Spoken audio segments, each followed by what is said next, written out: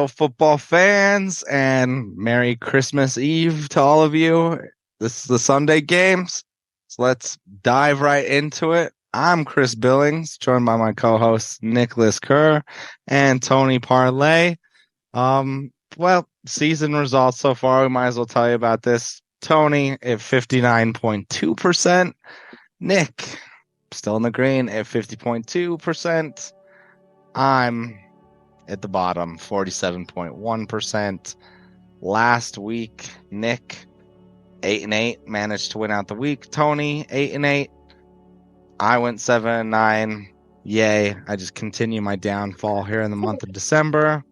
Once again, I'm just going to blame illness for it. So, first game for Saturday, we have the Indianapolis Colts at the Atlanta Falcons. Atlanta, surprisingly favored by 1 point at home on this one. Let's start with Nicholas Kerr. I mean, this is a really exciting game to watch right here. I mean, somehow both of these teams are still fighting for a playoff spot, though. Don't know how, but the Falcons must win this if they want to keep their playoff hopes alive. But the Colts are 5-2 on the road this year, and I think they actually do have a chance at this AFC South. So I'm going to take the Colts in this one.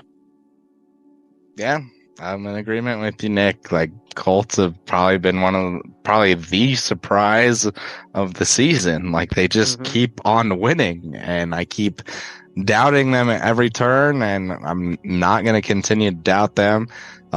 Tony is rocking a mustache because Gardner Minshew keeps winning. And so, yeah, I'm going to take Indy in this one. Like, that's just what's Shane Steichen should be considered coach of the year, especially if Colts do make it in place. I mean, definitely if they win that division, he should probably get like coach of the year pretty easily.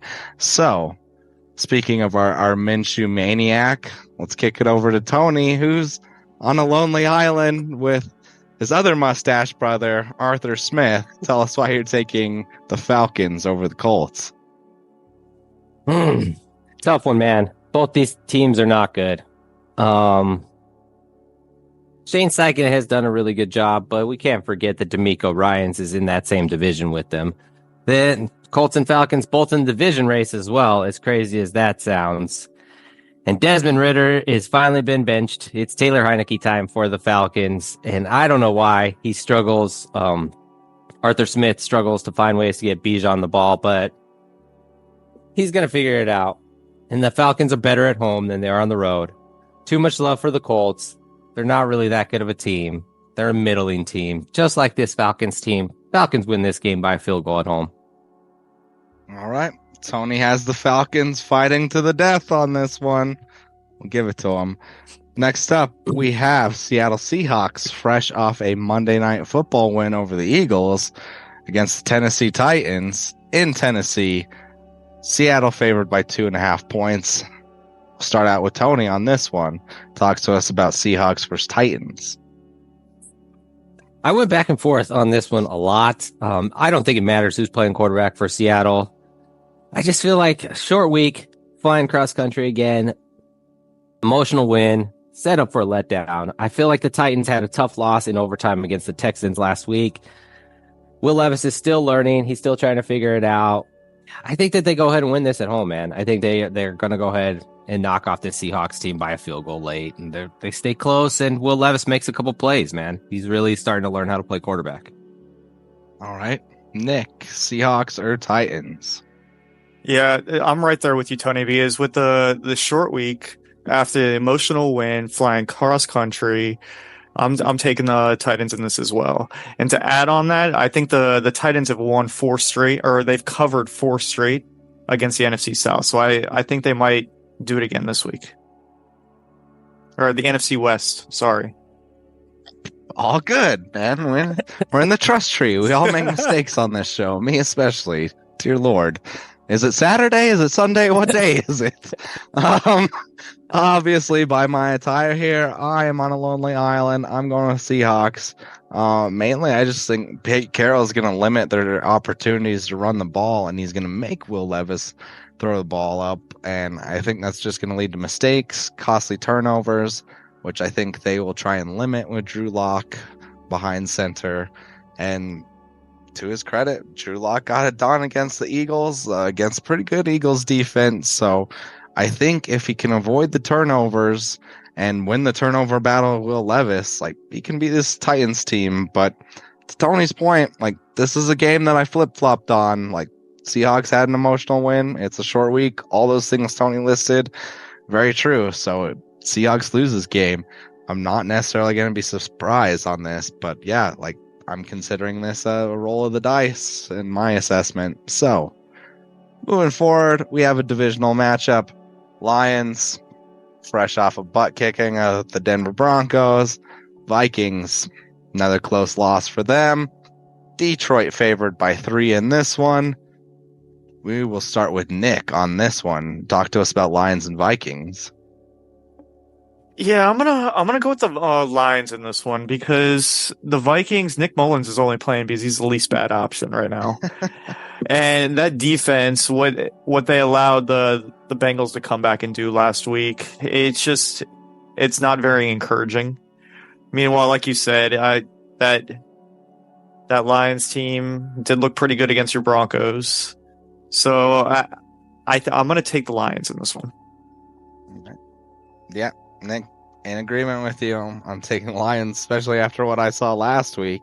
Like, I think they're just going to pick Nick Mullins apart with that pass rush. And like we saw with the Broncos game, like they just smashed that running game where it was just completely obsolete, not worth even trying. And so I think they're going to do the same thing with the Vikings. And then, yeah, like, just what they were on offense, what they were able to do with Denver's linebackers, that just makes me wonder, like, are the Vikings going to have any just real pass rush opportunities in this game? And I don't think they will. So I'm going with the Lions, who they seem to be on the upswing right now. Like, losing this game would not be good for them where they're trending right now. So I think they realize that and they get the job done against a divisional opponent. So that leaves us with Tony, who's on his lonely island. Tell us why you're taking the Vikings. The Lions must have been listening last week. I had some doubts on that team. They showed up. I picked the Broncos. Lions just said, screw you, Tony, and your Broncos pick. 3 points, road favorites. I don't know about that, though, man. Vikings have a pretty good home field advantage. 3 points at home, even though it is Nick Mullins. Like, I don't know. Something feels off about this game. I think that the Vikings, they got pretty solid defense, smart coaches. I think they'll stay in this game. But this feels like a push for sure. The Lions win this game. I think it's by 3 points or less. I'm still not sold. I need to see the Lions prove it to me. So I'm going to say that the Vikings go ahead and cover this one. All right. Tony, you hang out right there. Next up, we have Commanders at Jets. Jets favored by 3 points. Tony's just going to stay on his lonely island, so we're just going to kick it back to him. Tell us who you're taking in Commanders and Jets. Commanders. Least bad option. I think Sam Howell is better than Simeon. Who are they throwing out there? How many points they scored last week, Nick? Oh, okay, that nothing, right? Okay, I didn't see any. The Jets don't have an offense, but Salah's not the problem there. That's right. Aaron Rodgers is coming back next year, so cool. That's a team that's got a lot of hope. The Commanders got more players, man. I think the Commanders are going to win that game, and I think the Jets are just sputtering right now, and I wouldn't be surprised if the Jets lost all the rest of the games the rest of the year, man. All right. Tony, I believe you refer to this as a get-right game. I think it's a get-right game for the Jets. Like, Commanders are another team where I have no idea what their identity is, what the culture is in that building. I think they got a lot of things to figure out, whereas, hey, Jets, only a quarterback away, right? I'm taking the Jets defense. I think of all 4 units playing in this game, I would take that Jets defense over all of them. So that's the reason why I'm siding with the Jets in this one. I think they win outright. Trevor Simeon or whoever the hell is playing quarterback, even if it's Zach Wilson, don't care. I think they can come out and have a pretty decent game against the Commanders team that's been slacking all season. Nick, what about yourself? Yeah, I'm also going to take the Jets in this because I think that we're going to see the Jets team maybe the second half that we saw against the Texans a couple weeks ago, rather than this team we saw against the Dolphins last week. And with that, the Commanders team, their defense is just garbage. I know the Jets offense isn't that great, so they sort of cancel each other out. So I'm going to have to side with Chris on this, saying that Jets defense is going to be the defining unit in this game. So with that, I'm going to take the Jets. All right. And that's a lot for Nick to pick the Jets. That means like he really hates the Commanders in this game. So next up, we have Green Bay Packers at Carolina Panthers. Hey, people that did buy those 50-cent tickets, they got a hell of a game last week. Packers favored by 4.5 points. Something tells me with Green Bay in town, those ticket prices aren't going to be 50 cents this week. But you are going to see a lot of yellow and green in the stands, most likely. So, Tony. Oh, he's not on the island. So tell us why you're picking whoever you're picking in this game. Packers are winning this game because they're like a legitimate football team. And it was a rainstorm monsoon last weekend. Nobody at the game. This is what a get-right game is. Like, the Packers actually have a chance of something happening for their future. Like, that's what a get-right game is. They're still in the playoff race. So, yeah, this is a get-right game for the Packers. Like, they're going to freaking come back, win this game easily, and be in that playoff hunt. Nick, Packers or Panthers? Yeah, I'm going to take the Packers as well. But something for those Panthers fans out there, for a last-minute Christmas gift. You might be able to get it for on sale. 50 cents a pretty good last-minute gift. So, stocking stuffers. If somebody gave me this as a Christmas gift, I would just assume they hate me. Yeah, I'm going to the Packers. Family play. Vin Diesel. I got family. Yeah, like this is a game that Green Bay actually needs, whereas the Panthers, like I don't know what they're doing. Like, I don't know if they're trying to like figure out like their roster for next season or what. Like, I keep saying it, teams without identity. Panthers are kind of in that same boat. Even off of a win at home, I'm still just like, what is this team? And it's not Bryce Young. They don't know who their coach is going to be next year, so they're in limbo. They're in NFL limbo, which is one of the worst places to be. So, give me the Packers easily on this one. All right. Next up, we have the Browns at the Texans. Houston's favored by 2.5 points. Nick, we'll start with you on this one. Yeah, I'm going to go with the Browns in this game. I think they keep riding that Joe Flacco magic that's been happening the last few weeks. Because is CJ Stroud still playing in this game, or is he still in concussion protocol? Because that was one of my biggest things with this, because I was back and forth on there. Do you guys, either one of you know? It hasn't been decided yet. I'd say that spread's leaning towards him possibly playing in this game. Okay, yeah. I think just even with him coming back from that, I'm still going to take the Browns in this. I think it'll be a close game. But the Browns are fighting to keep that number 5 seed in the playoffs. I think they do this week. Yeah. Like both these teams, honestly, are just in that middle of the pack right now that's clawing for playoff space.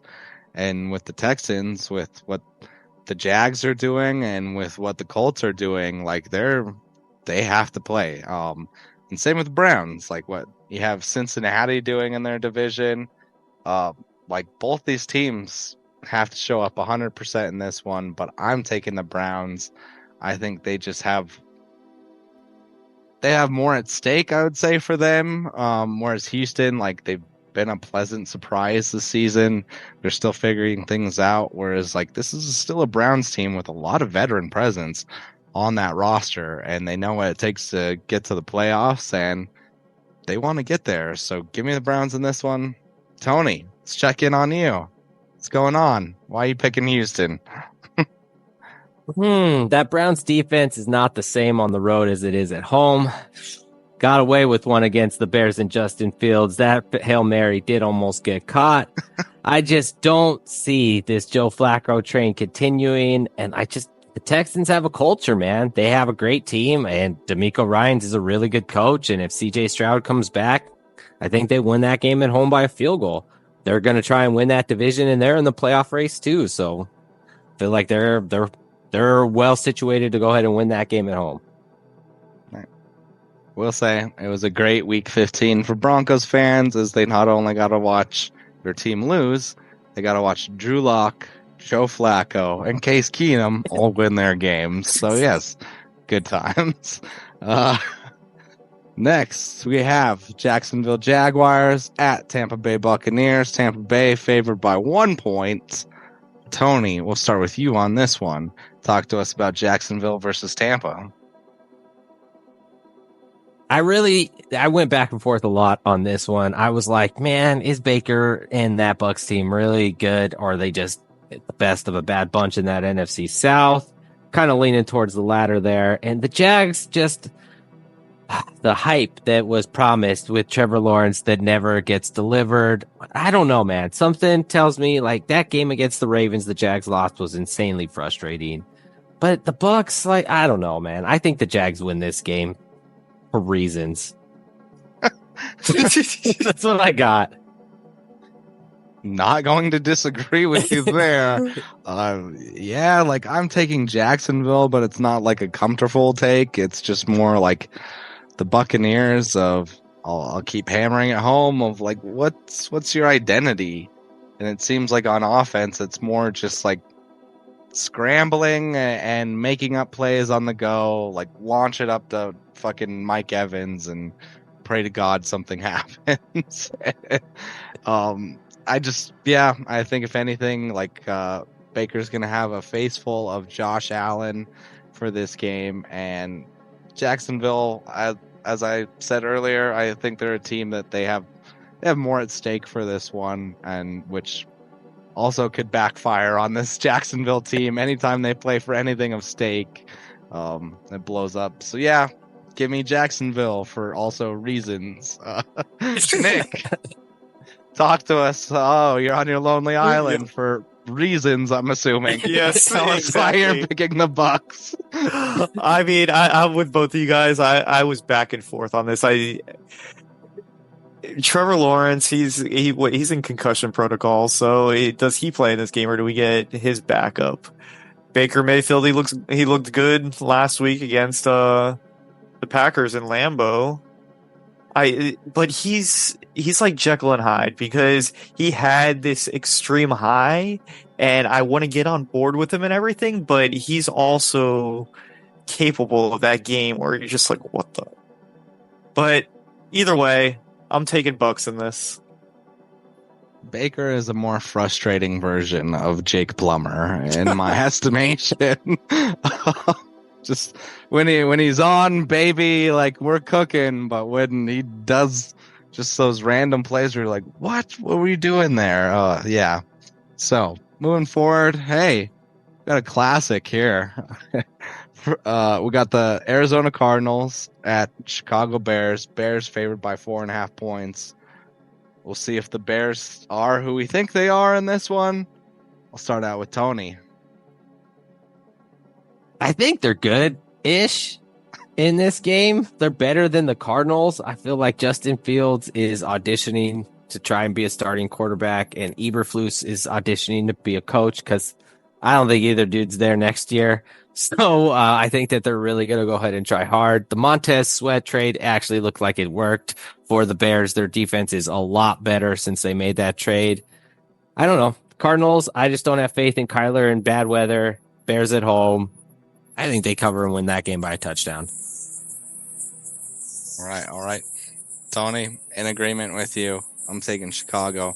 I actually liked what I've seen out of Chicago the last few weeks. Like, they seem like a much more cohesive team than they have been in beginning of the season, like last couple seasons, to be honest. So, like, if I was a Bears fan, like that would give me a sense of optimism. But no, like that Hail Mary just was brutal for them. I think I sent something to Tony where basically, like, if they had won that game, they'd be 12th in the draft standings. But since they lost that game, they ended up 5th in the draft standings. So it had some pretty significant impact. Yeah, like, I think they're a better team than the Cardinals. Like, really, the only thing the Cardinals have going for them is Kyler Murray. And I don't, like, he's not going to be able to do what he does best at Soldier Field, which is a crapshoot.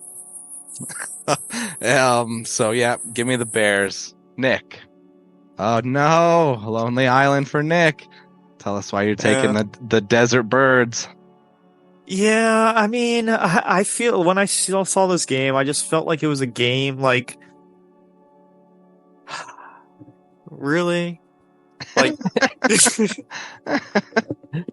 but yeah, the Bears, they have been playing better as of late. And Justin Fields, I think neither one of these quarterbacks they're both auditioning for the teams they're going to be playing for next year. So I think because of that, they may put on a little bit of a show. Yeah, the Chicago weather might be a little bit of a factor. I do believe the Bears still end up winning this game, but I think it'll be closer, maybe only by a field goal. Would be hilarious if these teams just end up switching QBs in the offseason. All right. Game of the day, possibly the weekend. Got the Dallas Cowboys at Miami Dolphins in South Beach. Miami favored by 1.5 points. All right, Tony, we'll start with you on this one. Resident Cowboys expert, talk to us about Cowboys versus Fins. Not a good matchup for this Cowboys team right now. As you guys saw, everyone saw last week, they can't stop the run right now. That Jonathan Hankins injury earlier in the season in that Eagles game just really hurt them. They're really small up front, small linebackers as well. I think they got a safety, Marquise Bell, playing linebacker in there. He's only around 200 pounds. Had a lot of problems against those physical teams up front. Doesn't seem like a good outlook for them to try and stop a team that, like the Dolphins, is very quick, very fast, and will go ahead and run some of the same similar physical running game like that San Francisco runs that gives the Cowboys so many problems. So yeah, I'm picking the Dolphins in this one. The Cowboys have had their road woes this season as well.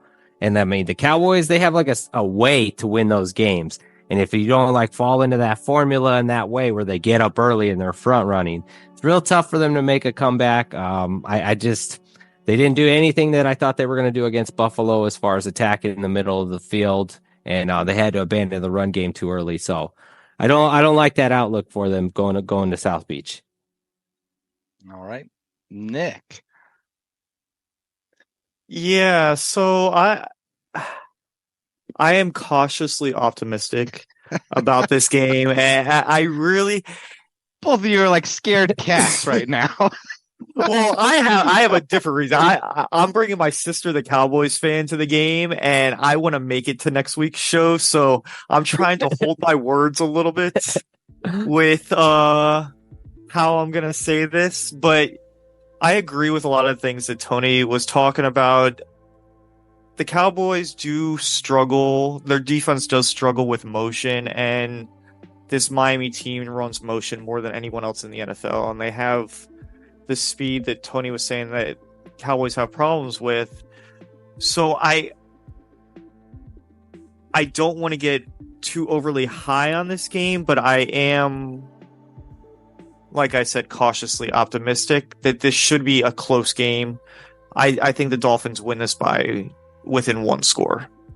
What is the Tyreek Hill update? I think he's going to be good to go. I think he might have just sat out that game last week, just so if he does break 2,000, he does it in 16 games. Interesting.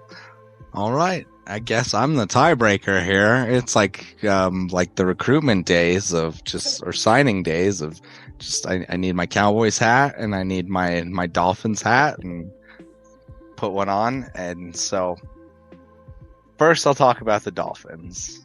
The Dolphins won this game. This would be one of their biggest wins of probably the last decade, to be honest. definitely like the last like 5 years, I would say. Like it's a big win. And so there's some expectations there. They're very much still in the thick of the AFC hunt where they can get, first or second seed, which is going to matter. Then you have the Cowboys that last week went out on a limb, finally said, Cowboys aren't frauds, they aren't phonies, they're a real team. And what did they do? They came out and completely shit the bed like they have done a few times this year. And so I think this is a game where, like both of you should be terrified of this game because it does have some big implications as we get closer to the playoffs. And I think with both teams, you could potentially see a blueprint on how to beat them in the playoffs from this game. So, with that said, I am taking the Cowboys in this one. Going on my lonely island. I did pick the Cowboys last week, and it bit me in the ass. But honestly, I think that this is a game that Dolphin fans are going to be electrified for. It's another night game, just like that Monday Night Football game. Excuse me. And you all were just energized for that one as well, because it was your first Monday Night Football game in a while. Mm-hmm. And then also you're going to have a bunch of Cowboy fans in the stadium. Yes, you're all going to be jawing at one another. Like you're both. Look at the graphics today. There's 6 teams that are in that like 10, 11 win area, and Cowboys and Dolphins are 2 of them. And so, like, at this point in the game, this late, we're heading into Christmas. Like, yeah, you're the best of the best right now, even though you guys have had some shortcomings this year. But I think this is just that. Dolphins don't know what to do at games like this, where just the energy is going to be high, big opponent, national television, where this game was going to be one of the highest rated games of the season. Most likely, this is definitely going to be one of the probably the highest rated Dolphins game of the last probably few years. Oh, so I just a lot riding on it that I don't think that the Dolphins can live up to those expectations. But ultimately, like these are good games for them. Like Dolphins are in a place where they're building for years at a time. Like they got Mike McDaniel, they got Tua, they got Tyreek, they got Waddle. Like they have just these huge pieces to build around, and like these are the games that help you learn. And so I think it's going to be a learning game for the Dolphins, and ultimately it's going to be a big win for the Cowboys getting into the playoffs. And as we've seen in years past, like Cowboys do the opposite in these December games. And so I think for them to come out, get this big win, national audience, only a few weeks left. Give me the Cowboys. Could blow up in my face, but that's who I'm siding with. So, all right, boys. Well, I hope you enjoy that Sunday Night Football game. I know I will. Like, I'm just excited to watch it as a football fan, at the very least. But hope you're both still talking to one another tomorrow. We can have a happy Sports Buds Christmas as a family. But yeah.